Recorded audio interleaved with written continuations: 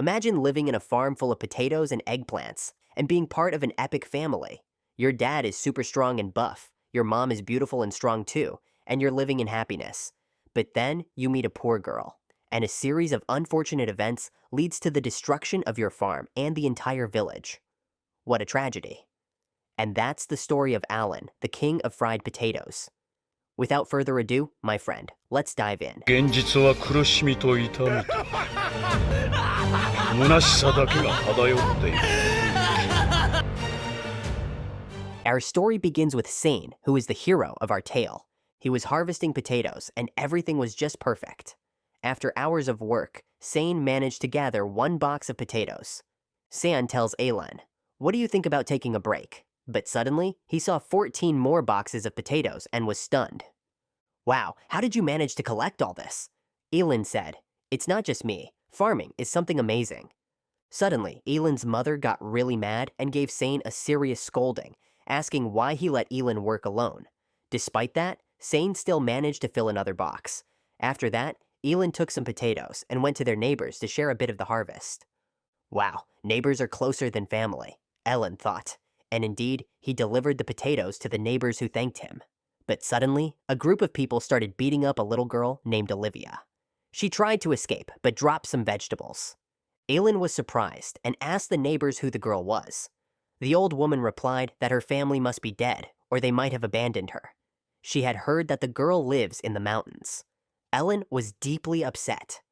Suddenly, the girl bit a man's hand and ran towards Ellen, stealing some of the potatoes he had and heading into the forest. But Ellen caught up with her and reached her hiding spot. When Olivia saw Ellen, she ran away because she was scared. But she couldn't resist the smell of the food Ellen had, so she stopped. Ellen said, "I'm not mad at you, just take this food instead of those old potatoes."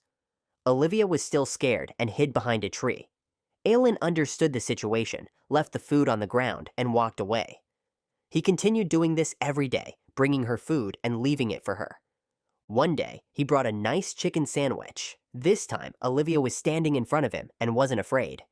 Ellen recognized her, and just as his stomach started growling, Olivia told him, "You must..." But suddenly, someone grabbed her and said, "Finally, we found you, potato thief." Ellen begged, "Please, let her go. Olivia won't steal again, I promise." The man replied, "No way. She stole a lot of food and we have to pay for the loss."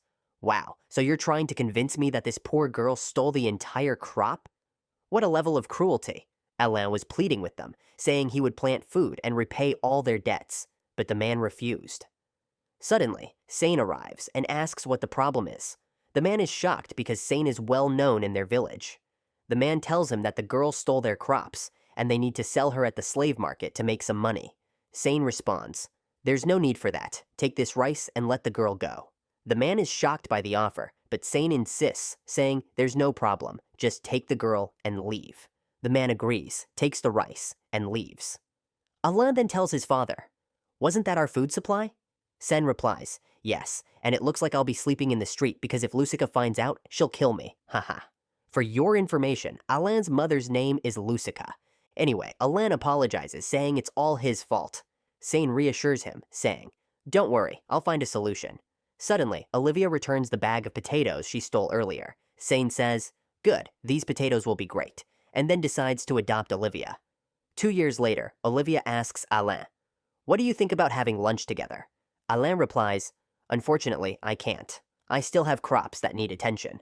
Suddenly, Alain's friend, Tetsuya, comes running from giant insects, specifically giant bees. Sane tells them not to worry, saying he'll protect them. But before he can act, Lucica charges in and destroys all the bees in less than a second. What power and beauty! Tetsuya thanks her and praises her, but Sane gets angry, accusing him of flirting with his wife right in front of him. "You're in for a rough night," he jokes. Lucica tells him to grow up, adding that they need to go to the capital to find a bigger house. Ellen protests, saying their current house is fine and there's no need to move. Sen responds, "The important thing is that we need to leave now, so take care of the farm." They leave, and Alan asks Tetsuya why the bees were chasing him when there are no bees in this area. Tetsuya pulls out a map and explains that there's a treasure in the area that they need to find. Alan doesn't want to go, but Tetsuya insists, saying they need to find a gem or something nice for Olivia. They go into the forest, and Alan asks Tetsuya if he knows why Olivia likes being around him all the time. Tetsuya reluctantly explains that the villagers harass Olivia when she's alone.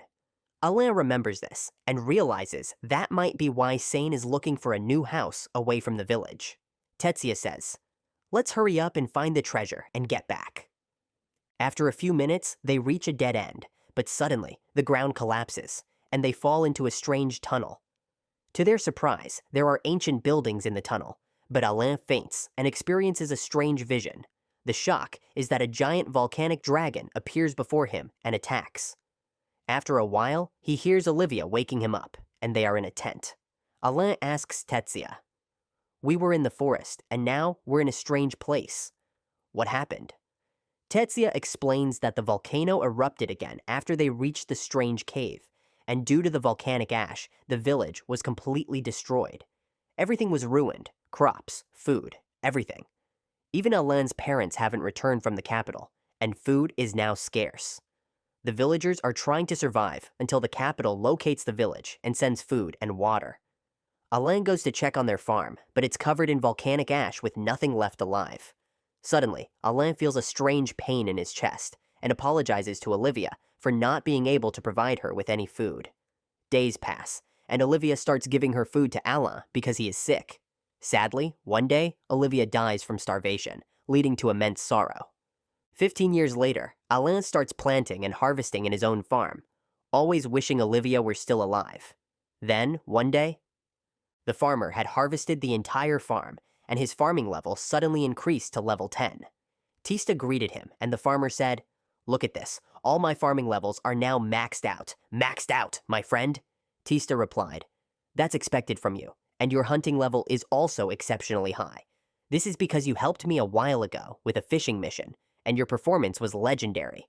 You reached the highest level at an incredible speed." The farmer checked his status, and Tista was shocked because the farmer had 75,000 attack power. What? But how? He's just a farmer, guys. Hours later, the farmer set off for the kingdom to sell his vegetables, like radishes and tomatoes. He was relaxed, eating a carrot, and everything was going well. But suddenly, he saw a giant dragon attacking a group of struggling adventurers. The farmer said, "I must distract it quickly, so the adventurers can escape." And he threw his carrot at the dragon. It seemed like he was trying to tempt the dragon with food. What an epic plan. Suddenly, the dragon exploded. What just happened? The adventurers were shocked. I was shocked. Even the author was shocked. But the farmer just ate another carrot and headed to the kingdom as if nothing had happened. What a cool hero. The adventurers followed the tracks of the farmer's cart to the kingdom. Hours later, the farmer entered the capital, but suddenly he saw a strange person holding a girl and flying rapidly toward the gate. But our hero dashed forward and saved the girl. The man got angry and attacked, but the farmer used a strange skill, reading the future. He grabbed the man and gave him a beating. The girl thanked him, but the farmer suddenly remembered that he needed to deliver the vegetables to the merchant quickly, or he wouldn't get paid. He delivered all the goods just in time, and of course, our hero was very happy because he sold everything, and the merchant was pleased as well. The farmer decided to return to his farm, but the gate guard stopped him and refused to let him go. The farmer begged, No, please don't imprison me. I'm just a poor farmer, nothing more." Suddenly, the girl he saved spoke up and said, "I'm the one who ordered them to stop you because I needed to talk to you." She introduced herself as the princess of the kingdom, and her name was Valis. The farmer was shocked. Impossible. I'm just a poor farmer, so why would a princess like you want to talk to me?" Valis replied, No, you saved my life, and now I must reward you. Since you're a farmer, how about serving in the royal court?" The farmer was stunned. Impossible. I'd rather die than serve them." But he couldn't say that to her face, or else it would be bye-bye to his head. He thought, serving in the royal court? No way. Valis said, "What do you think?" The farmer nervously replied, That's an honor, but I'm just a poor farmer. I can't take on such a difficult task." He tried to escape, but Valis grabbed him by the neck and said, "Come here, we're not done talking." The farmer cried out, No, please. I just want to go back to my fields and live my life with my lovely potatoes and carrots." Valis replied, "All right, I'll give you 33,000 square meters to plant your tomatoes and potatoes." The farmer was shocked but suspicious. Why are you so insistent? Valis explained. It's because you defeated that strange man earlier. His power was moderate, with 500 attack points. The farmer was confused. What's with these points? Valis explained that these points determine your rank in society. A normal person has 60 points, an adventurer has 130, a knight has 600, and the highest is the legendary adventurer with 1,000 points. She asked him, "Can you show me your attack points?" The farmer thought, "No way, I can't show her anything," because he had 75,000 points. Suddenly, a group of adventurers arrived at the kingdom. They were the ones the farmer saved from the legendary dragon. One of the adventurers told the guard, "A mysterious person saved us and killed the dragon with a strange weapon." His cart was heading toward the capital. Queen Valis thought, someone strong with a cart and a strange weapon? That must be you, right? But suddenly, the farmer took the opportunity to run away. He said, "There's no way I'm working in that royal palace. I want to live my life without any problems or headaches." Meanwhile, in the royal palace, there was a meeting between the king and the guards. It turned out that the demon army had begun moving toward the kingdom. The disaster was that the demons were of all kinds: ghouls, orcs, dragons, everything. The guard told the king, "The scouts say this is definitely going to be a full-scale attack on the kingdom." The king was shocked. But how? The demon king was killed in the last battle, and it was an unknown hero who killed him. The king continued, "After that war, we made a peace treaty with those demons." But the chief guard, Cecil, said, "If they're moving, then it means a large part of those demons are against the treaty. I also heard that their leader is the demon Romeo." The king was surprised. How is that possible? He's the one who requested the treaty in the first place. Cecil replied, "The important thing now is that you and the princess must escape from the palace immediately." At this time, the farmer had returned home, exhausted and wanting to sleep. But when he grabbed the doorknob, it broke in his hand. "Just my luck," he thought. "Not the right time at all, but I'll fix it tomorrow. Right now, I need to sleep." Suddenly, Tista knocked on the door. "Hey, are you there?" The farmer replied, "What brought you here at this time? Let me rest for a bit." Tista told him, "We have to escape the village quickly." The farmer was surprised. "What's going on?" Tista explained that a group of demons was moving, and if they entered the village, they would destroy it completely. The farmer was shocked. "Wait, tomorrow is the harvest day. No, my beautiful crops will be ruined." And he rushed to the farm. "Food comes first, my friend." Luckily, the demons didn't ruin the crops. The farmer saw them walking past the village as if they were heading to a specific place. The farmer thought, "I should stop them, but wait, I'm just a farmer and this isn't my job." He thought again, "If those monsters destroy the city, the merchants will die, and if the merchants die, I won't be able to sell my crops. What bad luck." Meanwhile, the king and Cecil were heading to a place far from the kingdom. But Valis felt something strange and told the king, "By the way, this road is blocked." Sure enough, moments later, they encountered a giant mountain in the middle of the road. The king told them, "Don't worry, I'll use my magic to find the nearest clear path in the area." But Cecil interrupted, "No need, you weak human," and he cast a strange spell, stabbing the king. Everyone was shocked. The guard said, "Impossible, impossible. Could the chief guard be a traitor?" Cecil laughed at them, revealing his true form. It turned out that Cecil was the demon Romeo, disguised as the knight commander to lure the king away from his guards. Romeo easily defeated the remaining guards with his demonic magic. Romeo said, "Instead of destroying the entire city as the demon king wanted, I could just kill you now, assume your identity, and rule the kingdom without anyone noticing." He attacked, but the king used his magic to create barriers. Romeo mocked him. "Is that all you've got, you weakling? By the way, I have a question. How did you kill my dragon? And how is the princess still here? She should have been kidnapped by the person I sent. But never mind, I'll kill you now." And he unleashed a strange dragon-like skill, shattering the barriers completely. What insane power! Romeo was about to kill them, but suddenly the farmer burst into the scene and shattered the ground with his sickle. Romeo was shocked.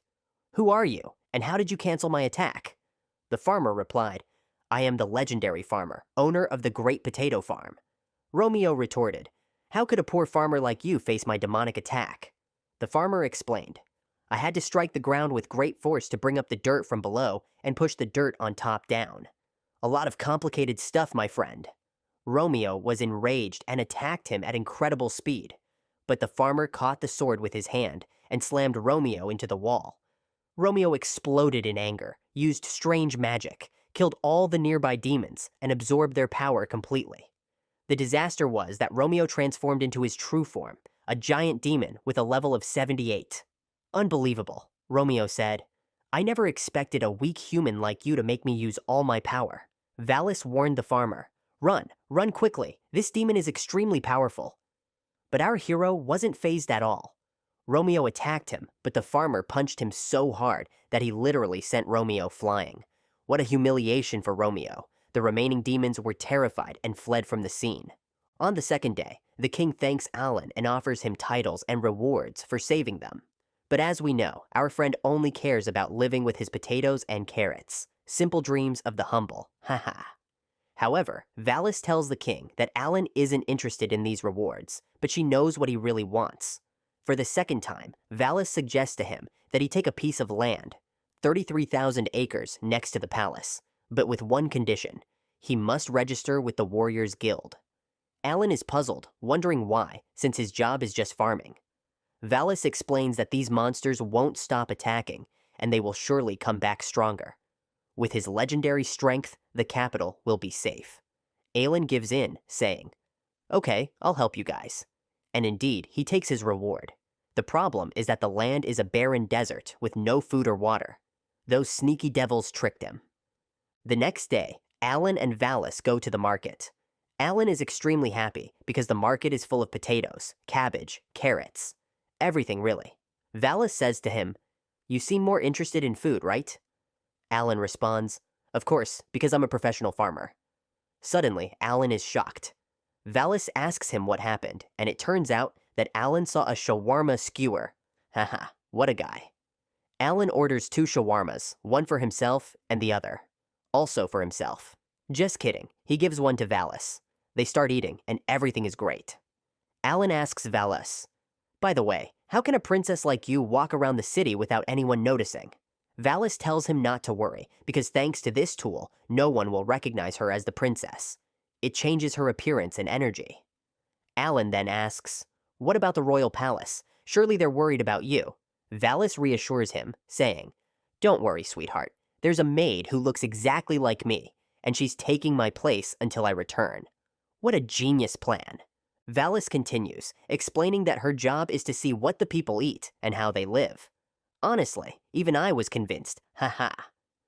After some time, Alan and Valis arrive at the guild.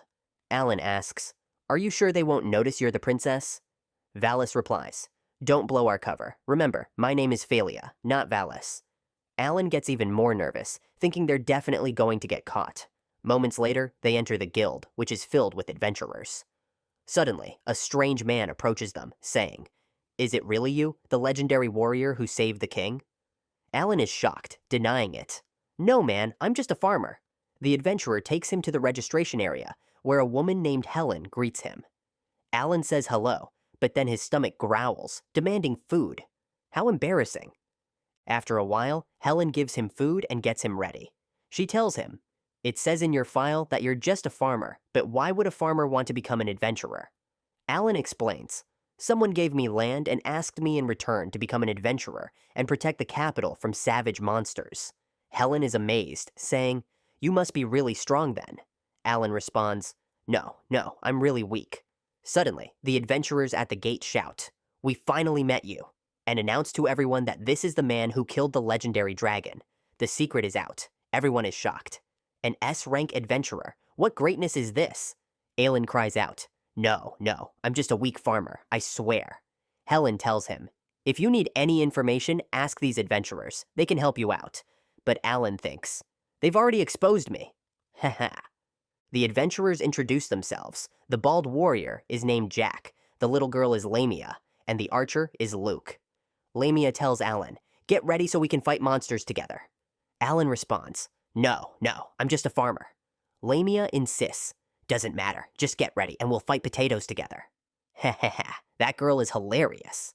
After a while, they leave. Alan thinks to himself, "The more I interact with adventurers, the farther I feel from my beloved farm."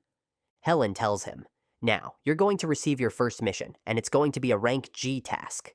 She gives him a paper and explains that the mission is to gather herbs from the forest, warning him to watch out for the monsters. Alan is shocked. Monsters? Helen adds, "By the way, you can't go like that. You need to take weapons with you." Alan refuses, saying, No, I've never used any kind of weapon before." Helen insists, Okay, take this cloak. It will protect you because it's made with defensive magic." Alan thanks her but declines, but Helen is insistent. Finally, he wears the cloak, and as soon as Helen sees him in it, she freezes in place. Alan is confused, asking, "Miss, are you okay?" Helen explains, Sorry, you just remind me of my little brother. You look just like him." Alan is puzzled, asking, "So this cloak belonged to your brother, or what?" Helen quickly clarifies, No, it's just a gift from me." She wishes him luck on his mission, and Alan and Valis leave the guild. Alan says to Valis, "I can't take a princess like you on this mission." Valis responds, "I wasn't planning to come with you anyway. Goodbye." His plan backfired. Ha ha ha. After hours of gathering herbs, there was only one left to complete the mission. Suddenly, Alan sees a small piece of metal, a monster's emblem. Alan is puzzled, noticing that it's different from the emblems of the other monsters he knows. What kind of monster could it be? Suddenly, a ghoul attacks him, but at the last moment, Jack saves him and kills the ghoul. Alan thanks him, and moments later, Lamia and Luke arrive at the scene. Alan asks them if they recognize the emblem. Jack says, "Yes, I've seen it before. It belongs to an unknown creature, but I've heard it's associated with a black dragon, although no one has ever seen it." Lamia adds, "By the way, you could sell it for a high price." Suddenly, the place is filled with demonic energy. Oh no. The surprise? A demonic black dragon appears. Everyone is frozen in fear, unable to move. Even Alan, the strongest in the kingdom, is terrified. But the dragon walks right past them, as if they weren't even there. Alan tries to check the demon's stats, and to his shock, its power is over 230,000, 3 to 4 times stronger than Alan's own strength. At that time, back in the city, Helen has a strange, blurry dream that she doesn't understand. What could it mean? The next day, an old woman checks on Helen, who turns out to be Helen's adoptive mother. Suddenly, Alan arrives, and Helen asks him how the mission went. Alan's face changes colors from the shock of seeing the monster, and he tells her that he needs to report a monster immediately. They gather at the guildmaster's office. Jack explains that Alan saw the dragon's stats, and its power was 230,000. Everyone is stunned. 230,000? How is that possible? Luke says, it must be Maleficent, the legendary dragon. Upon hearing the name, Helen becomes very ill, but insists on hearing everything about the monster. Jack suggests they should completely close off the forest and forbid anyone from entering. Alan shows them the monster's emblem. When Helen sees the emblem, she remembers everything. Long ago, the monster attacked her village and destroyed it entirely. Helen and her brother managed to escape, but the monster didn't leave them alone and killed her brother right in front of her eyes, leaving Helen to live. But why did it let her live? Suddenly, Helen faints. Alan waits outside, worried about her. The old woman tells him not to worry, she'll wake up soon. And she shares that 15 years ago, she and her husband were walking along the riverbank when they found Helen unconscious. Since then, the old woman has raised Helen as her own daughter. The old woman wonders aloud, but how does Helen know this demonic dragon? Alan reassures her, saying, "Don't worry, I'll solve this entire case." The old woman is impressed, but says, "Stop being silly, you're still a beginner. There's no way you can fight a legendary dragon like that." Alan responds, "No, I have to help my friends no matter what." The old woman is amazed and gives him magical potions to aid in his recovery. After a few hours, Alan goes to the library and gathers many books. He thinks to himself, "Wait, aren't I supposed to be a farmer? How did I get caught up in all of this?" Ha ha. But he pulls himself together and starts searching for any information about the monster. Unfortunately, there isn't any information about such powerful monsters. Suddenly, Alan has a brilliant idea.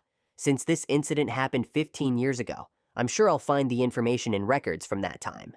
Brilliant. So, he goes to the librarian, but unfortunately, she refuses to give him anything. Our guy keeps trying to persuade her, even offering her money.